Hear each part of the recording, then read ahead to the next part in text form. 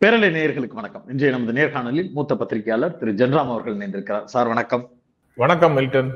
ஒரு 4 நாட்களுக்கு முன்னாடி பேரலையில நீங்க கொடுத்த பேட்டி, இடி அது தொடர்ச்சியாக அடிச்சிட்டு இருந்த அந்த ரெய்டு, அது குறித்தெல்லாம் பல்வேறு விஷயங்கள் ரூமர்ஸா நிறைய பரவிக்கிட்டே இருந்தது. ஒரு பக்கம் அதிமுக அந்த யார் அந்த சார்ன்றது ஒண்ணு ஓடிச்சுன்றதுக்காக யார் அந்த தம்பி அந்த லைனுக்குள்ள அவங்க உள்ள போனாங்க. அப்புறம் சினிமா நடிகர்கள் தொடங்கி உதயநிதி வரைக்க பல அரசியல் தலைவர்கள், அதிகாரிகள் அப்படி இப்படின்னு பல பேருடைய பெயர்கள் காசிப்ஸா உருண்டு ஓடிக்கிட்டே இருந்தது. நீங்க தான் ரொம்ப கிளியரா ஒரு இடத்துல ஒரு ஸ்பீட் பிரேக்கர் வச்சீங்க.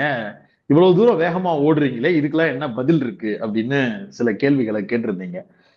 நீங்க கேட்டதை விட ஒரு படி மேல போய் உச்சநீதிமன்றம் வேறு ஒரு லைன்ல இது எதுவுமே அன்கண்ட்ரோலா போய்கிட்டு இருக்கு, இதை உடனடியா நிறுத்தணும் அப்படின்னு ஒரு 2 நிமிடத்துல அந்த தீர்ப்பையும் வாசிச்சுட்டு அவரு எழுந்தும் போயிட்டாரு உச்சநீதிமன்ற தலைமை நீதிபதி.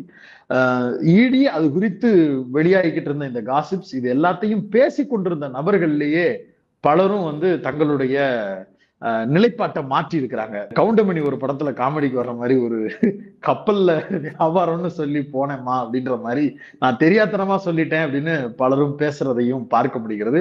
சிலர் நீதிமன்றம் கொடுத்திருக்கக்கூடிய இந்த தீர்ப்பை ஏற்றுக்கொள்ளவே முடியல, என்னால ஜீர்ணிக்கவே முடியல அப்படின்னு சொல்றதையும் பார்க்க முடிகிறது. பலருடைய ஆசையில மண்ணெளி போடப்பட்டிருக்கு இந்த உச்சநீதிமன்றத்தினுடைய இந்த ஸ்டேட்மெண்ட். எப்படி புரிஞ்சுக்கிறீங்க நீங்க? ஓவரா போயிட்டு இருக்கு அப்படின்னு நான் ஈடிய பத்தி நான் சொல்லல. நான் உங்க கூட பேசினதுல எனக்கு ஓவரா போயிட்டு இருக்குன்னு வந்த ஃபீலிங் காசிப் தான்.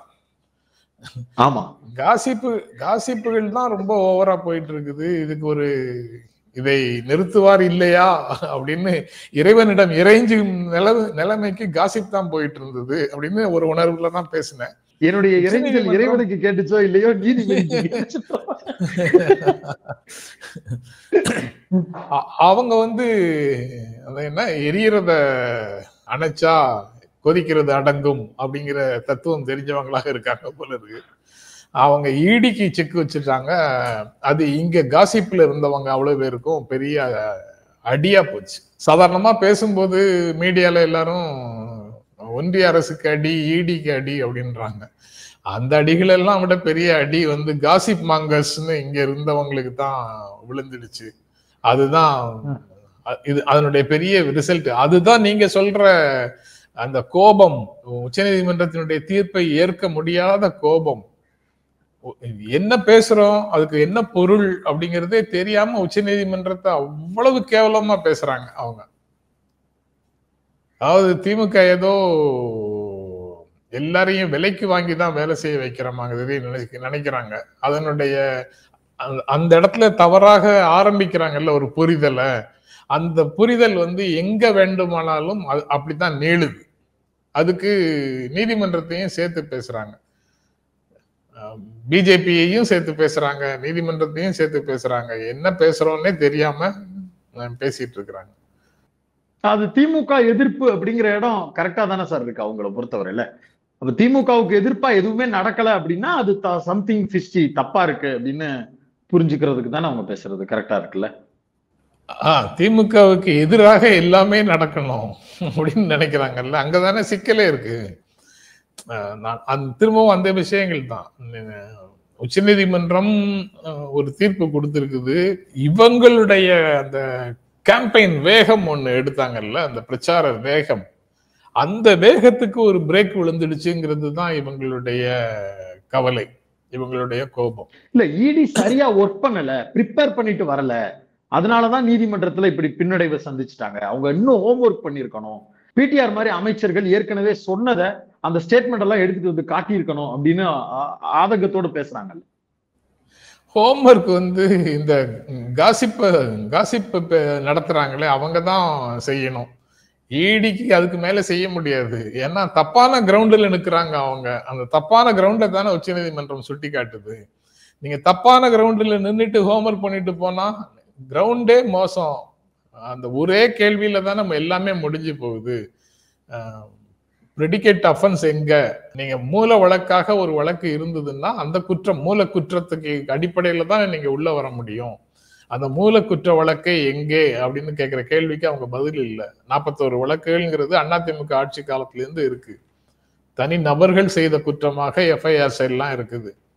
தனி நபர்கள் செய்த குற்றத்துக்கு நீங்க வந்து ஆர்கனைசேஷனை ஏன் போட்டு தொல்லை பண்றீங்க அப்படின்னு கேக்குறாங்க.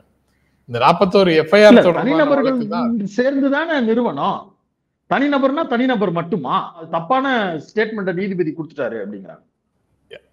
எஃப்ஐஆர் வந்து எம்டி மேல இருக்கா? எஃப்ஐஆர் வந்து அதுல வேலை பார்க்கக்கூடிய எக்ஸிகியூட்டிவ்ஸ் மேல இருக்கா? இல்ல, ஏதோ ஒரு ஊர்ல 40 ஊர்ல அல்லது 30 ஊர்ல ஏதோ பல கடைகள்ல இருக்கக்கூடிய பிரச்சனையை எஃப்ஐஆர் போட்டிருக்கிறாங்க.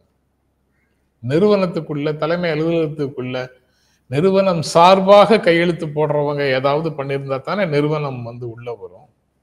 இல்ல, அவங்க கேட்க வேண்டிய இடத்துல இருக்கிறதுனால தானே அந்த டிபார்ட்மெண்ட் அதிகாரியா இருக்கிறாங்க. அவங்க துறையில ஒரு தப்பு நடந்திருக்குன்னா அவங்களும் பொறுப்பு தானே. அப்ப அவங்கள தானே விசாரிக்கணும் அப்படின்னு. ஐயோ ஐயோ ஐயோ ஐயோ, எங்க இருந்து பாடத்தை துவங்குவதுன்னே எனக்கு தெரியலையே.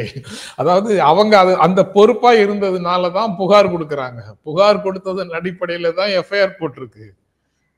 எஃப்ஐஆர் போட்டு தங்களுடைய அலுவலக ஊழியர் முறைகேடாக பிஹேவ் பண்றாங்க, அதுக்கு புகார் இங்கிருந்து கொடுக்கறாங்க. அந்த விசாரணைகள் நடந்து கொண்டிருக்கின்றன. அவங்க தான் கம்ப்ளைண்ட் கொடுத்தவங்களே வந்து கொடுத்தவங்களே நீங்க இப்ப வந்து மறுபடியும் விசாரிக்கணும். வழக்கமாக பல இடங்கள்ல ஒரு தியரியாகவே முன் வச்சு செய்வாங்கல்ல, விக்டிமைசிங் த விக்டிம்ஸ் அப்படின்னு. அதை இங்கேயும் செய்யணும் அப்படின்றீங்க. நிறுவனத்துக்கு தான் இழப்பு, அதுக்கு தான் அவங்க எஃப்ஐஆர் கொடுத்திருக்காங்க. அப்படிதான் இருக்கும்னு நான் நினைக்கிறேன். வேற யார் கொடுக்க முடியும்? நீங்க கடை நடத்துறீங்க, உங்க கடையில ஒருத்தர் வேலை பார்க்கிறாரு, அவர் வந்து முறைகேடாக உங்களுக்கு வர வேண்டிய பணத்தை அவர் எடுத்துட்டு போறாரு. நான் அந்த கடையில பாட்டில் வாங்க வர்றவன், அங்க முறைகேடு நடக்குது அப்படின்னு நான் வந்து கோர்ட்ல போலீஸ்ல போய் கம்ப்ளைண்ட் கொடுக்க முடியுமா? உங்க கடை, உங்க காசு, உங்களுக்கு வர வேண்டிய காசை யாரோ தூக்கிட்டு போறாங்கன்னு நீங்க தான் கொடுத்துருப்பீங்க. அந்த லாஜிக் படி பார்த்தா டாஸ்மாக் கொடுத்த கம்ப்ளைண்டா தான் அது இருக்கணும். அப்ப எஃப்ஐஆர் குற்றம் நடந்திருக்குது அப்படின்னு அந்த எஃப்ஐஆர் எல்லாம் போடுறதுக்கு டாஸ்மாக்ல இருந்து தான் புகார் போயிருக்கணும். அல்லது எக்ஸ்ட்ராவாக பணம் இருக்குங்கிறத போலீஸ் ரெய்டு பண்ணி கண்டுபிடிச்சு அதை பதில் சொல்ல முடியாம அந்த அவுட்லெட்ல இருக்கிறவங்க இருந்து கேஸ் போயிருக்கணும். டிவிஏசி பல கேஸ் போடப்பட்டிருக்க முடியும். ஆனா சில சொற்பமான கேஸுகளை போடுறதே வந்து சாமர்த்தியம். அப்படி சாமர்த்தியமா சாதுரியமா கேஸே பதியாம சொற்பமான சில கேஸுகளை மட்டும் பதிய வச்சு சாமர்த்தியத்தனத்தால நீதிமன்றத்துல ஜெயிச்சிட்டீங்க அப்படின்னு சொல்றாங்க. சரி, நீதிமன்றத்துல போய் ஜெயிப்பாங்கன்னு யாருமே எதிர்பார்க்கல. அதுதான் அவங்க பிரச்சனை. அவங்க இந்த மாதிரி ஒரு 9 மாசத்துக்கு அல்லது அதுக்கப்புறம் ஒரு 5 வருடங்களுக்கு திரும்பவும் எல்லா நேரத்திலையும் டாஸ்மாக்னு பேசிக்கிட்டே இருக்கலாம்னு நினைச்சாங்க போல தெரியுது. அது எங்கேயாவது ஒரு இடத்துல பிரேக் விழுவுங்கிறது அவங்களுக்கு தெரியல. அதனால அவங்களுக்கு ஏமாற்றம் தாங்க முடியாம தான் வந்து டாஸ்மாகை கடுமையாக திட்டுறாங்க. டாஸ்மாக்ல ஊழல் நடக்கலையான்னு கேட்கறாங்க. ஊழல் இங்க மட்டுமா, தமிழ்நாட்டுல மட்டும் நடக்கலையான்னு நாங்க திரும்பி கேட்க முடியுமா? ஊழல் எல்லா இடத்துலயும் தான் நடக்குது, ஆனா எங்க கேஸ் போட்டிருக்கீங்க அப்படின்னு கேட்க முடியுமா? அவங்களுக்கு தமிழ்நாட்டுல வந்து ஊழல்னு பிராண்ட் பண்ணணும். தமிழ்நாட்டுல எந்த இடத்துக்கு போனாலும் காசு கொடுக்காம வேலை நடக்கலைன்னு அவங்க ஒரு கேம்பெயின் நடத்தணும். அதனால அவங்களுக்கு வந்து அது வெறியாக மாறி நிற்குது.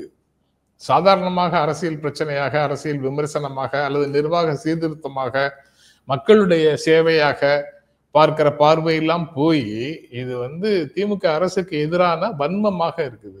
சில நண்பர்கள் சரியாக சொல்றாங்க, 20 வருஷம் 22 வருஷமா இதே தான் நடக்குது அப்படின்னு சொல்றாங்க.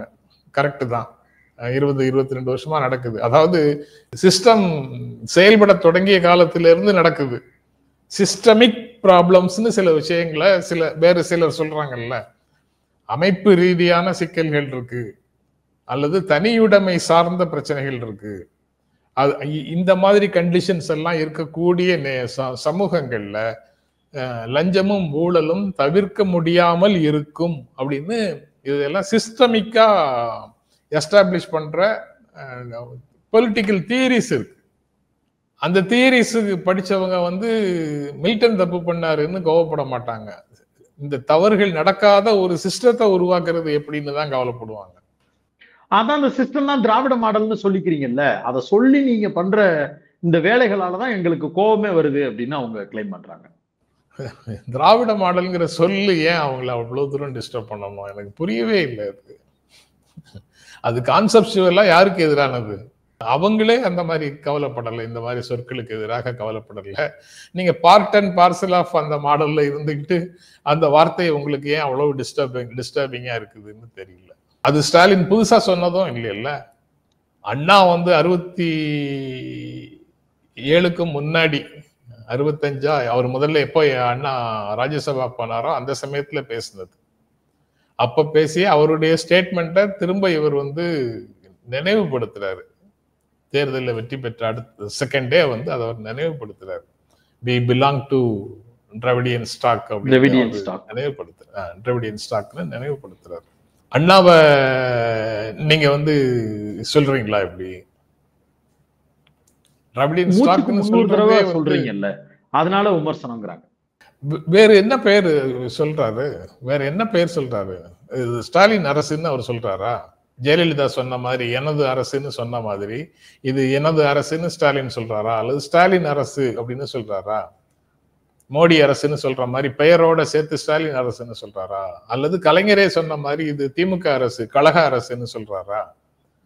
அவரு தான் என்ற செல்ஃப் இந்த இண்டிவிஜுவல் லெவல விட்டும் வெளியில வந்துட்டாரு, பார்ட்டி லெவல விட்டும் வெளியில வந்துட்டாரு.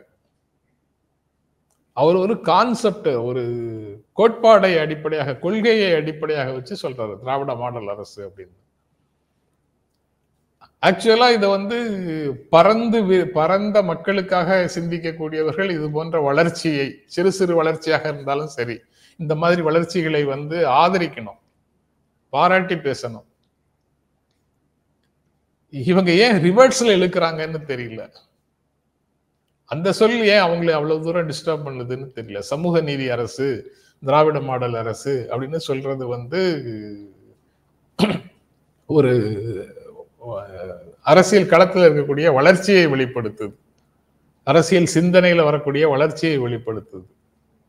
எந்த ஒரு பெயர் சொல்ல வேண்டிய ஒரு ஸ்டேட்ல இப்படி வந்து ப்ரூட்டலா நடக்கக்கூடிய ஊழல் முறைகேடுகளாக குவிஞ்சு கிடக்கக்கூடிய டாஸ்மார்க்குடைய பணம் போதைப் பொருளுக்கும் தீவிரவாதத்துக்கும் பயன்படுத்தப்பட்டுட்டா என்ன ஆகும்? அதனாலதானே பிஎம்எல்ஏ மாதிரியான செக்ஷன்ஸ் உள்ள வருது. அந்த கன்சர்னை நாம புரிஞ்சுக்கணும் அப்படின்னு சொல்ற அந்த கன்சர்ன் நம்மளுக்கு சரின்னு படலையா சார்? அதாவது அந்த கன்சர்னோட தான் பிஎம்எல்ஏ வந்ததுன்னா அது பிஎம்எல்ஏவுக்கான ஆரிஜின் இங்கேயும் இல்லை. அது சர்வதேச அளவுல உண்டான நெருக்கடியில இருந்து தான் வந்தது. வரட்டும். அதுக்கப்புறம் இங்க யூபிஏ கவர்மெண்டே அதை கொண்டு வந்துட்டாங்க இந்த ஏரியாவை பார்க்கறதுக்கு மட்டும். இங்க 2017-18 அந்த ரேஞ்சில பிஎம்எல்ஏ சட்டத்தை திருத்தினார்கள். சில திருத்தல் மூலமாக அதிகாரத்தை தங்களிடம் குவித்து கொண்டார்கள். விசாரணை முறையில குற்றத்தை நிரூபிக்க வேண்டிய பொறுப்பையும் எதிர்பக்கத்துக்கு தள்ளிவிட்டு சட்டத்தை, விசாரணையை கடுமையாக்குனாங்க. அந்த கடுமையாக்குனதுக்கு பிறகும் கிட்டத்தட்ட நான் பல முறை பேசின விஷயம், அவங்க வெப்சைட்லயே சொல்லியிருக்கிற மாதிரி 23 ஜனவரியில இருந்த பர்டிகுலர்ஸ் இருக்கு, டேட்டா இருக்கு அதுல, அவங்க சைட்ல, இடி சைட்ல. அதுல 5906ன்னு நினைக்கிறேன், அவ்வளவு ECIR அவங்க போட்டிருக்கோன்னு சொல்றாங்க. விசாரணை முடிந்தது 25 மட்டும்தான். அப்போ உச்சநீதிமன்றம் இப்ப சமீபத்துல ஒரு வழக்குல சொன்னாங்க, நீங்க வழக்கை கொண்டு வந்து சேர்க்கிறதுக்கும் தொடங்குவதற்கும் காட்டுகின்ற ஆர்வத்தை விசாரணையில நீங்க காட்டல, ஆதாரங்களை திரட்டுவதில் காட்டல அப்படின்னு சொன்னாங்க. அப்படின்னு சொல்லிட்டு பெயில் கொடுத்தாங்க அந்த நபருக்கு. அதுக்கப்புறம் 1 வருஷம் கண்டிப்பாக சிறையில வச்சிருக்கணும்னு பிஎம்எல்ஏ சட்டம் சொல்லல, அதனால இந்த மாதிரி எல்லாம் பேசுவது தப்புன்னு இன்னொரு வழக்குல கண்டிச்சாங்க இடிய. பெயில் கொடுக்கிற ஒவ்வொரு வழக்கிலையும் தங்களுடைய அதிருப்தியை, இடி தொடர்பான தங்களுடைய அதிருப்தியை உச்சநீதிமன்றம் தொடர்ந்து வெளிப்படுத்தி கொண்டே வந்திருக்கிறது. அதனுடைய உச்சமான நிலையில தான் தமிழ்நாடு அரசு போட்ட வழக்கு வருது. அதுல அவங்க எதுவுமே அதிகமாக கேட்கலையே. இது ஃபெடரல் நேச்சரை காலி பண்ணுது, நீங்க உங்களுடைய எல்லைகளை தாண்டி போயிட்டு இருக்கிறீங்க அப்படின்னு 2 சென்டென்ஸ் இருக்கு, முக்கியமான சென்டென்ஸ். அதுக்கப்புறம் தற்காலிகமாக தடை விதிச்சிருக்கிறாங்க. அதோட அவங்க அந்த இதை முடிச்சுக்கிட்டாங்க. அதுக்கப்புறம் ஃபர்தரா பெரிய அளவில் கூட அதை விசாரிக்கல. நான் தொலைக்காட்சி விவாதங்கள் ஒரு செட்பேக் தானே. ஈடிக்கு தங்களுடைய சட்ட திட்டங்களுக்கு உட்பட்டு செயல்படுவதை செட்பேக்னு சொல்ல முடியுமா? அவங்க இனிமே பிஎம்எல்ஏவினுடைய சட்ட நெறிகளை மீறாமல் அவங்க செயல்படுறத செட்பேக்னு சொல்ல முடியுமா? அவங்க இப்பதான் ஒரிஜினல் ஈடியாக செயல்படுவாங்க. அது அதுதான் அவர்களிடமிருந்து எதிர்பார்க்கப்படுகிறது. உச்ச நீதிமன்றம் சொல்லக்கூடிய சொல் சட்டம் என்ன சொல்லுதோ அதற்கு விளக்கம் கொடுக்கக்கூடிய அதிகாரம் படைத்ததாக உச்ச நீதிமன்றம் இருக்கிறதுனால அவங்க தான் அதை முடிவு பண்றாங்க. நீங்க இப்ப செய்தது, தமிழ்நாட்டில் நீங்க செய்தது உங்களுடைய அதிகார வரம்பையும் மீறி செயல்பட்டு இருக்கீங்க. ஒண்ணு, ஃபெடரல் ஸ்ட்ரக்சரையும் சீர்குலைத்திருக்கிறீர்கள். 2, அல்லது சேதத்தை ஏற்படுத்திடுறீங்க. 2 அப்படின்னு 2 விஷயத்த சொல்றாங்க. அப்ப இந்த 2ம் நடக்காம தான் நீங்க செயல்படணும் அப்படின்னு அர்த்தமாகுது. தங்களுடைய அதிகார வரம்புக்குள்ளதான் செயல்படணும் அப்படின்னு அர்த்தமாகுது. பரபரப்புக்காக பின்னடைவுலாம் இல்ல, புரோட்டோகால் படி செய்யுங்கன்றாங்க. ஆமா, விதிப்படி செய்யுங்கன்னு சொல்றாங்க. விதிப்படி நடந்து கொள்ளுங்கள்னு சொல்றாங்க. விதிப்படி சட்டப்பூர்வமாக எந்த சூழலிலும் திமுகவை தண்டிக்கவே முடியாது. அவங்க தே ஆர் வெரி ஸ்மார்ட். அவங்க கிளவரா சில வேலைகளை பார்த்துருவாங்க, மக்கள் மன்றத்துலதான் தண்டிக்க முடியும் அப்படின்னு ஆதங்கப்படுறாங்க. இல்ல, இது திமுக மேல சொல்ற இன்னும் பெரிய அவதூறு. இது திமுக கொடுக்கிற சர்டிபிகேட் இல்ல, பாராட்டு இல்லையா? இன்னும் பாராட்டு இல்ல, இது பெரிய அவதூறு. அதாவது தப்பு செய்யறவங்க திமுக காரங்க தான், ஆனா அவங்க சட்டத்தில் பிடிபடாமல் தப்பு செய்யறாங்க அப்படின்னு சொல்றதுக்கு பேர் பாராட்டா? இது ரொம்ப அநியாயமான திசையில போகுது. ஒரு காசிப் முடிஞ்சு போச்சுன்னா இது வேற காசிப்பா ஆரம்பிக்குது. நீங்க என்ன சொல்லணும்? அங்க எதையும் தவறு நடந்திருந்ததுன்னா வேறு எந்த வகையில அதையெல்லாம் விசாரித்து குற்றம் செய்தவர்களுக்கு தண்டனை பெற்றுத்தர முடியுமோ அதற்கான வேலையை செய்யுங்கன்னு சிஸ்டத்திட்ட நீங்க மன்றாடணும். வேற வழியே கிடையாது. சிஸ்டத்திட்ட நீங்க ரிக்வெஸ்ட் வச்சுக்கணும், அதற்கான முயற்சிகளை எடுக்கணும். அதுதான் இயல்பானது, அதுதான் இந்திய ஜனநாயகம் அனுமதிக்கக்கூடியது. அதைத்தான் மற்ற கட்சிகள் எல்லாம் கடைபிடிக்கிறாங்க. அல்லது அதை கடைபிடிக்கிறதுல ஒரு சோர்வு கைவிட்டு இருக்கிறாங்க. ஏதோ ஒண்ணு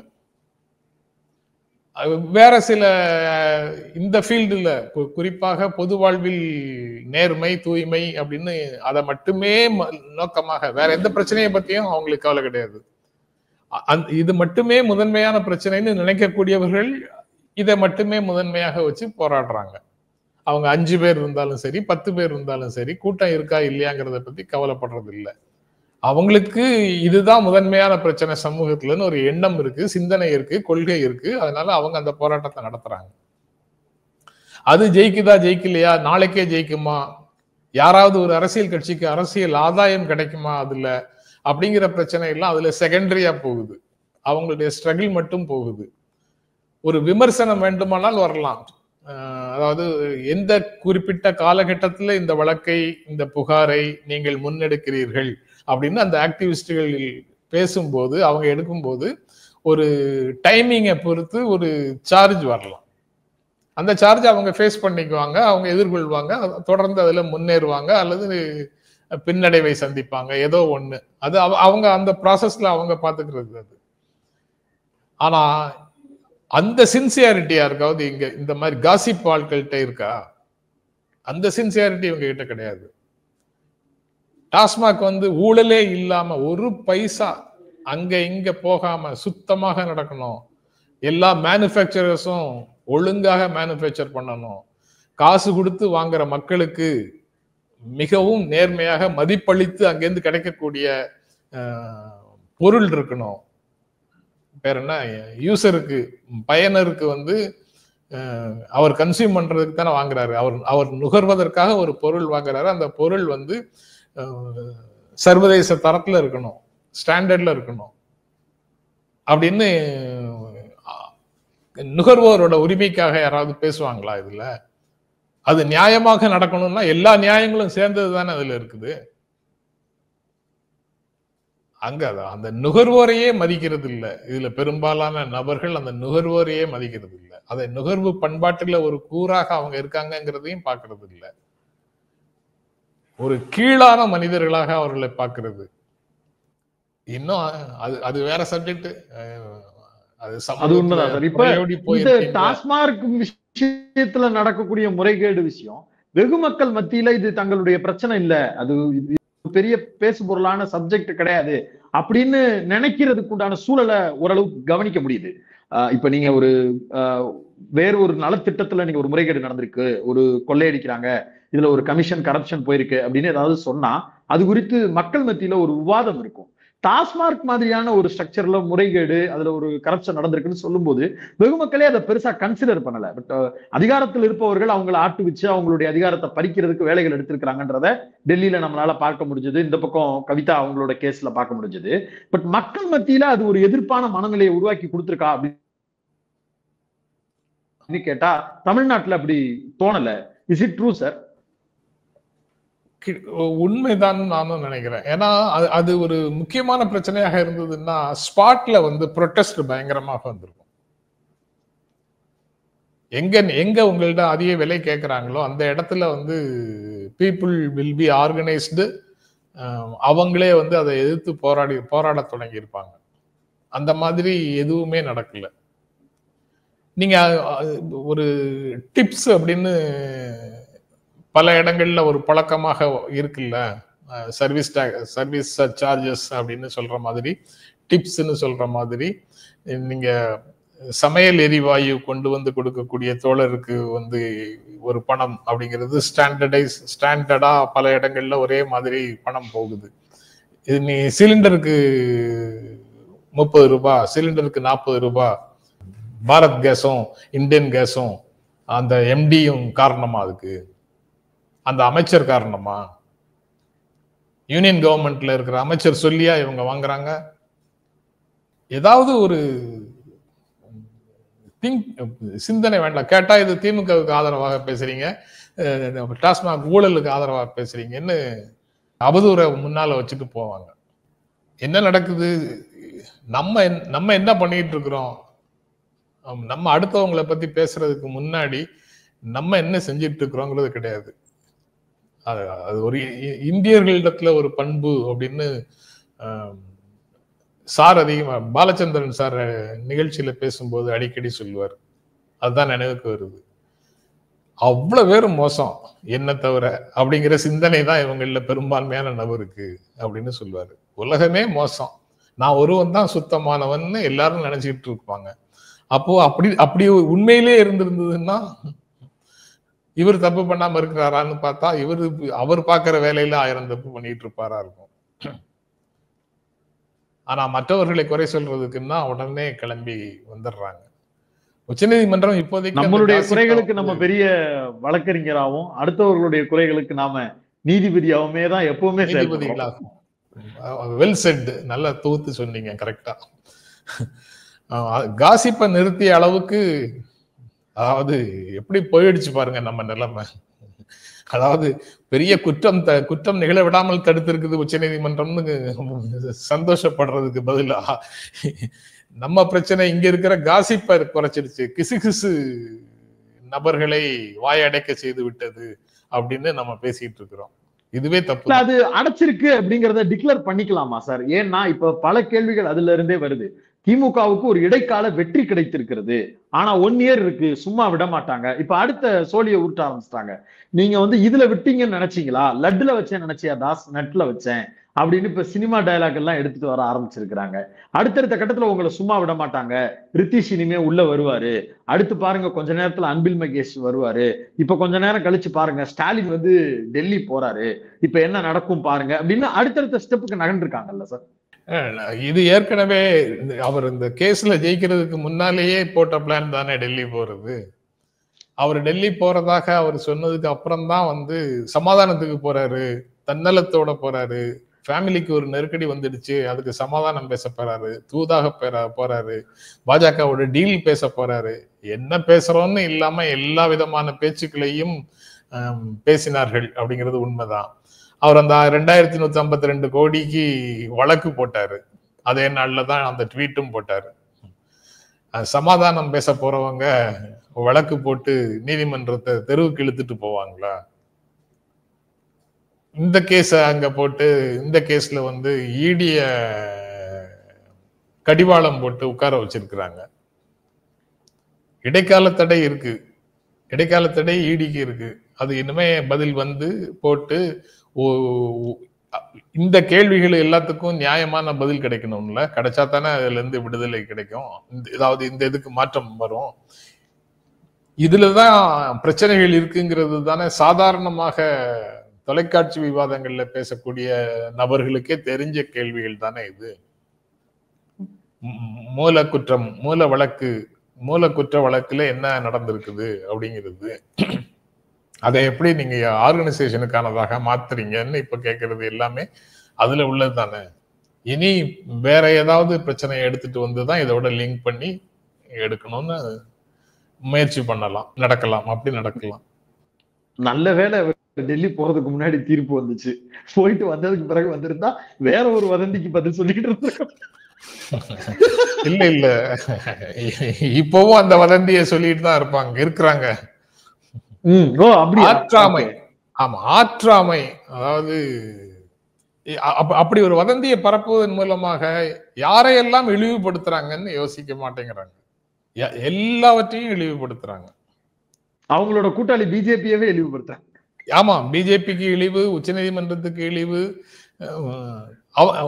திமுகவுக்கும் இழிவுபடுத்துறாங்க. திமுக இழிவுபடுத்தணுங்கிறது நோக்கத்துல அவங்க பண்றாங்க. பண்ணும்போது பிஜேபியையும் இழிவு பண்றாங்க, உச்ச நீதிமன்றத்தையும் இழிவு பண்றாங்க, இந்திய ஜனநாயகம் போற்றி வளர்த்த சிஸ்டத்தையும் இழிவுபடுத்துறாங்க. அது சிஸ்டத்தை இழிவுபடுத்துறது அவங்களுடைய ரத்தத்திலேயே ஊறி போனது. ஏன்னா பாசிஸ்டுகளுக்கான கிரவுண்ட் செட் பண்றதே இந்த மாதிரி அமைப்புகள் மீது உள்ள நம்பிக்கையை மக்களிடம் தகர்ப்பதுதான். இந்த தகர்ப்புகளின் ஊடாகத்தான் சர்வ அதிகாரமும் வளர்கிறது. அதனால அந்த வேலையை செய்வாங்க. ஆனா கூடவே அவங்க ஆதரிக்கக்கூடியவர்களையும் சேர்த்துதான் இழிவுபடுத்துறாங்க. புரியுது சார். கமிங் பேக் டு அந்த தீர்ப்பு சார், அதுல வந்து கொடுக்கப்பட்டிருக்கக்கூடிய அந்த தீர்ப்பால் திமுகவுக்கு ஒரு பெரிய ரிலீஃப் கிடைச்சிருக்கு அப்படின்னு சொல்றத எப்படி புரிஞ்சுக்கிறது சார்? உண்மையிலேயே அது ஒரு பெரிய ரிலீஃப் தானா, இல்ல வேறு மாதிரியான பொலிட்டிக்கலா மூவ்ஸ் இருக்குமா அதுல? அவங்க ஒரு பொலிட்டிக்கல் கரெக்ட் ஸ்டாண்டு, பொலிட்டிக்கல் ஸ்டாண்டுன்னா அந்த சாதாரண பாலிடிக்ஸ்ங்கிற அர்த்தத்துல சொல்லல, ஒரு டெக்னிக்கலா அல்லது லீகல்லி ஒரு ஸ்டாண்ட் எடுத்தாங்கல்ல. டாஸ்மாக் எங்க அலுவலகத்துல வந்து எங்க அதிகாரிகளையே எங்க அலுவலர்களையே ஏன் போட்டு தொல்லை பண்ணணும், இவங்க தொல்லை பண்றாங்க அப்படின்னு தான் போட்டாங்க. அதுக்கு தான் அந்த கேள்விக்கு ரிலீஃப். அந்த இடத்துல டாஸ்மாக்ல உண்டான எம்ப்ளாயிஸுக்கு ரிலீஃப் கிடைச்சிருக்குது. இந்த என்டையர் ப்ராசஸ்ல திமுக எங்க இருந்து வந்ததுன்னு கேக்குறேன் நான். அதிகாரம் இவங்கள்ட்ட இருக்கு. இப்போ டெப்டி சிஎம்னு பேர் சொல்றது, அவருக்கு நெருக்கமான நண்பர்களை விசாரணை வளையத்துக்குள்ள அது எல்லாமே கூட அதிகார மீறல்ல தானே இருந்தது. அவதூறு தானே, அவ்வளவும் அவதூறு தானே. இல்ல, இப்ப நம்மளால பார்க்க முடிஞ்சுல, இப்போ டெப்டி சிஎம் அவர்களுடைய நண்பர்களாக அறியப்படக்கூடிய 2 பேர் வீட்டுல ரைட் அப்படிங்கிறது வந்து நேரடியா அவரை தொந்தரவு பண்றதுக்கு, அவரை அவங்களோட ஃபேமிலியை அட்டாக் பண்றதுக்கு அப்படிங்கிறது தானே நரேஷனே. ஆமா ஆமா, அது எந்த பேசிஸ்ல அவங்க வீடுகள் எல்லாம் ரைடு நடந்தது இந்த வழக்குக்காக அப்படின்னு சொன்னாங்கன்னா, இந்த வழக்குல அது அப்படி ஒரு ரைடு வந்து நியாயமானதா அப்படின்னு என்னுடைய பிரைவசி பாதிக்கப்பட்டது என்றாலோ அல்லது வேறு இந்த மாதிரி பிரச்சனைகள் வந்ததுன்னாலோ அதுக்கெல்லாம் திரும்ப போய் வழக்காடுகின்ற ஒரு பண்பாடு நம்ம கிட்ட இல்லை. நாம இயல்பாக சிஸ்டத்தோட இயைந்து போறவங்களாக நம்ம எல்லாரும் இருக்கிறோம். போலீஸ் போன கேட்டா டக்குன்னு எடுத்து கொடுத்துருவோம். ஏன் கேக்குறீங்க, எதுக்கு கேக்குறீங்க, ஏதாவது வாலண்டியரா உங்கள்ட்ட பெர்மிஷன் இருக்கா அப்படிலாம் நம்ம கேட்கவே மாட்டோம். போலீஸ் கேட்டாரு நம்ம மைண்ட் செட் அப்படிதான். நம்ம இயல்பாக சிஸ்டத்துல இருக்கக்கூடிய ஆபீசர்ஸை நம்புறோம். வேறு பிரச்சனைகள் வரும்போது அவங்களை விமர்சிக்கிற மனநிலை கூட நம்ம கிட்ட இருக்கலாம். ஆனா இயல்பாக அவரை பார்த்த உடனே அவர் வந்து நம்ம ரெப்ரசன்டேட்டிவ், நமக்கு நன்மை செய்யறதுக்காக இருக்கிறவர் அப்படிங்கிற உணர்வு வந்து நம்ம மனசுக்குள்ள பதிஞ்சு போயிருக்கு. அதனால நம்ம உடனே அவருக்கு கோஆபரேட் பண்றதுதான் இயல்பாக நம்ம கிட்ட டெண்டன்சில இருக்கும். நீங்க இந்த பீரியட்ல வந்து நீங்க மே மாசம் வெயில் தாங்காம ஒவ்வொரு மே மாசமும் நீங்க எங்கேயாவது பக்கத்துல ஒரு நாட்டுக்கு போயிடுறீங்க வசதியை பொறுத்து, அல்லது கொடைக்கானல் போயிடுறீங்க, அல்லது டார்ஜிலிங் போயிடுறீங்க. அப்படி ஒரு பண்பாடு கொண்டு அப்படி ஒரு கல்ச்சர் உங்க குடும்பத்துக்குள்ள இருக்கு. மில்டன் போயிடுறாருன்னு வச்சுக்கோங்க. எனக்கு அந்த நேரத்துல மில்டன் வீட்டுக்கு ரைடு வரணும். கிச்சன்ல ஃப்ரிட்ஜை திறந்து வச்சு உட்கார்ந்து இருக்கிறதா சார் அதிகம்.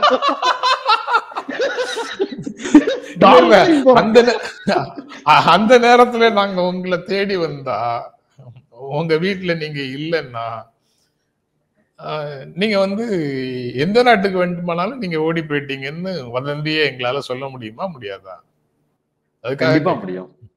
அது இயல்பாகவே அவ்வளவு தப்பையும் தப்பி செய்துட்டு தப்பி போன பெரிய பெரிய முதலைகள் இருக்குல்ல, அந்த முதலைகளை பத்தி எல்லாம் பேச மாட்டாங்க இவங்க யாரும். அவங்கள பத்தி யாரும் பேச இப்ப பலரும் பேசும்போது ஒரு விஷயத்த நம்மளால புரிஞ்சுக்க முடிஞ்சு, அவங்க எதிர்பார்த்த ஒண்ணு நடக்கல. அதாவது பலருமே டிக்ளேர் பண்றாங்க, நான் வந்து எதிர்பார்த்தது இது, பட் எனக்கு வந்து இந்த தீர்ப்பு வந்து இப்படி ஒரு அதிருப்தியை கொடுத்துருச்சு, நான் ரொம்ப வருத்தத்துல இருக்கேன், காலையில இருந்து நான் சாப்பிடல அப்படின்ற அவங்களுடைய வருத்தங்கள் எல்லாம் நம்மளால புரிஞ்சுக்க முடிஞ்சு. இப்ப அப்படிப்பட்ட நபர்களுக்கு ஒரு மெசேஜ் அப்படின்னா என்ன சொல்ல முடியும் சார்? ஒரு பக்கம் தீர்ப்பு வந்து எழுப்பி இருக்கக்கூடிய கேள்விகள் வந்து நமக்கு கன்வின்சிங்கா இருக்கும். இன்னொரு பக்கம் நம்ம விரும்பிய மாதிரி திமுகவுக்கு எதிராக எதுவுமே இல்லையே அப்படின்னு ஒரு கவலையும் வரும். இந்த ரெண்டுமே வந்து பலரிடத்துல வெளிப்படவும் செய்யலாம். அந்த மாதிரியும் சில அது கமலஹாசன் சொல்றதுதான், கடவுள் பாதி மிருகம் பாதி கலந்து செய்த கலவை நான் அப்படிங்கிற மாதிரி தான். அல்லது தேவர் மகன்ல சொல்ற அதே டயலாக், திரும்பவும் அதே டயலாக் தான். எல்லாருக்குள்ளேயும் இருக்கிற மிருகம் எனக்குள்ளேயும் உறங்கிட்டு இருக்கு, அதை வெளியில வராம பாத்துக்கிறதுலதான் நம்ம வளர்ச்சி இருக்குதா, அந்த மாதிரி ஏதோ ஒரு டயலாக் சொல்லுவாரு. அந்த மாதிரி தான் அந்த உள்ளுக்குள்ள நம்ம இவ்வளவு காலமா ஊட்டி வளர்த்த மிருகத்தை உள்ளுக்குள்ளேயே வச்சிருக்கிறது நல்லது. வெளியில பேசுற விஷயங்கள் எல்லாமே தர்க்க நியாயங்களுக்கு உட்பட்டு, சட்ட விதிகளுக்கு உட்பட்டு இருந்ததுன்னா பெட்டர் அப்படின்னு தோணுது. அவங்க வந்து பேசுறதுல மீனிங்ஃபுல்லாகவும் லீகலாகவும் பேச பழகி இருந்தார்கள் என்றால் இதுல இந்த ஏமாற்றமே வராது. அந்த சிஸ்டமே எப்படி ஆரம்பிச்சதுங்கிறத எல்லாரும் சொல்றோம் இல்ல, குரோனாலஜி. அந்த குரோனாலஜி இருக்குல்ல, முதல்ல ஒரு செய்தியை வந்து ஒரு ஆங்கில இணைய இதழ் வெளியிடுது, அதற்கப்புறம் தமிழ்நாடு பிஜேபி தலைவர் வெளியிடுறாரு, அதற்கப்புறம் அதே ஸ்டேட்மெண்ட்டை அதே கருத்தை விசாரணை அமைப்பு வெளியிடுது. இதுவே வந்து ஒரு டிசைன் அப்படிங்கிற உணர்வு தானே இதை பார்த்த உடனே எல்லாருக்கும் வரும். இந்த கோரஸோட சேர்ந்து தானே அந்த காசிப் மாங்கஸ் எல்லாரும் இந்த கோரஸ்ல தானே சேர்றாங்க. ஒரு ஆங்கில நாளிதழ் இணைய இதழ், அதுக்கப்புறம் பிஜேபி பார்ட்டி, அதுக்கு பிறகு ஒரு விசாரணை அமைப்பு. இந்த அப்புறம் அமித்ஷா வந்து மேடையில பேசுனது கரெக்ட். ஃபர்ஸ்ட் அண்ணாமலை சொன்னது 1000ல நின்னது, பட் அமித்ஷா வந்து மேடையில பேசும்போது 36,000 கோடி கிட்டன்னாரு. அந்த நம்பரை டிரான்ஸ்லேட் பண்ணி சொன்னவர் சொல்ல தயங்கின போதும் பரவாயில்ல நீ சொல்லுங்க, அந்த நம்பரை சொல்லுங்க அப்படின்னு ரிக்வெஸ்ட் பண்ணி கேட்டு அந்த நம்பரை சொல்ல வச்சாரு. இந்த விஷயங்கள்லாம் தெரிஞ்சவங்க வந்து எப்படி கோரஸ்ல சேர முடியும்? அது போக தொலைக்காட்சி விவாதங்கள்ல இன்னொரு விஷயமும் ஒரு நண்பர் பேசினார், யார் பேசினாங்கன்னு தெரியல, ஞாபகம் இல்லை, ராதாகிருஷ்ணனா அல்லது சூர்யா கிருஷ்ணமூர்த்தியா யாரோ அன்னைக்கு பேசினாங்க 2 நாளைக்கு முன்னாடி ஜட்ஜ்மெண்ட்டை பத்தி பேசும்போது. எஃப்சிஐஆரை வந்து வெப்சைட்ல இப்போ எஃப்ஐஆர் பார்த்து எடுக்கிற மாதிரி எஃப்சிஐஆர் போட மாட்டாங்க அப்படின்னு சொன்னார். அதனால இவங்க முதல்ல வர்ற வழக்கு தொடர்பாக வர்றது முதல்ல சொன்னதோட சரி, அதுக்கப்புறம் நம்ம வந்து அதை திரும்ப எடுத்து பார்க்க முடியாதுன்னு ஏதோ பேசினாங்க. எனக்கு நான் முழுமையாக அதை கவனிக்கல. அந்த மாதிரி அந்த ஃபிகர்ஸ் எப்படி அரைவாச்சு அப்படிங்கிறதும் தெரியல. அதுக்கப்புறம் ஹைகோர்ட்ல வந்து விசாரணை நடந்தது இல்ல, ஹைகோர்ட்ல வந்து ஒரு ஜட்ஜ்மெண்ட் வந்திருக்குல்ல அப்படின்னு இப்ப சொல்றாங்க. என்ன சிமிலர் கேசஸ் வந்து நம்ம சொல்லும் போது ஏற்காதவர்கள் இப்ப சொல்றாங்க ஹைகோர்ட்ல ஒரு ஜட்ஜ்மெண்ட் வந்திருக்குது, அந்த ஜட்ஜ்மெண்ட்டுக்கு பிறகுதான் இந்த இடைக்கால தடையும் வந்திருக்குது. அது வந்து சிஸ்டத்தோட உள்ளது தானே, லீகல்லி அவைலபிள் அவென்யூஸ் தானே. பாதிக்கப்பட்டவர்கள் மேல்முறையீடு செய்யலாம் அப்படிங்கிறது லீகல்லி இருக்கிற விஷயம் தானே. இவங்களுக்கு தேவையான ஒரு முடிவு வந்து ஹைகோர்ட்ல கிடைச்சிடுச்சுன்னா அதுக்கப்புறம் மேல போறது எல்லாமே சிக்கலானது அல்லது மோசமானது அப்படின்னு நினைச்சுக்கிறாங்க மனசுல. அதனால ஹைகோர்ட்ல வந்து எப்படி கொடுத்தாரு அவரு அப்படின்னு கேக்குறாங்க.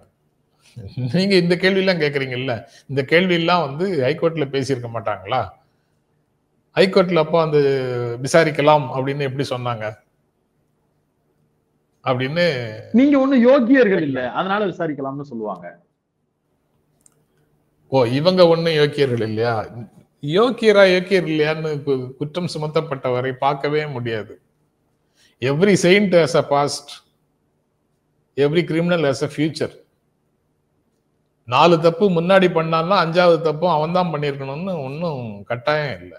5வது தடவை அவன் பண்ண தப்புக்கு ஆதாரங்கள் இருக்காங்கிறது தான் முக்கியம்.